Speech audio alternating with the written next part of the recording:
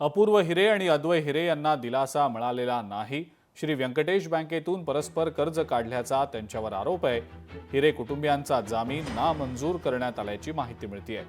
अपूर्व हिरे भाजपत प्रवेश करण्याच्या एक दिवस आधीच या संदर्भात गुन्हा दाखल झालेला होता की त्याने व्यंकटेश कोऑपरेटिव्ह बँकमधून 7 लाख रुपयाचं कर्ज घेतलेलं होतं आणि त्या कर्ज रकमेची तो वेळोवेळी परतफेड करत होता। पण त्याचं बोगस सह्या करून दुसरं लोन अकाउंट उघडण्यात आलं 14 लाखाचं आणि ती 14 लाख रुपयाची लोन अमाऊंट 2 लोकांच्या नावावर ट्रान्सफर करण्यात आली आणि तिथून ती रक्कम संस्थेच्या अकाउंटमध्ये ट्रान्सफर करण्यात आली आणि तिथूनही या आरोपींनी ही रक्कम अपहार केला अशी फिर्याद दाखल केलेली होती। आणि जे बोगस लोन अकाउंट काढले गेले त्याच्यासाठी कुठल्याही मिळकतीचं तारण वगैरे घेतलं गेलेलं नाही। अशा प्रकारे हा फार मोठा अपहार आहे। याची व्याप्ती फार मोठी आहे।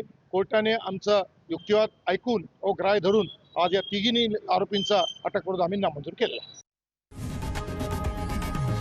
लोकशाही मराठी ऐका, पहा, जागरूक रहा।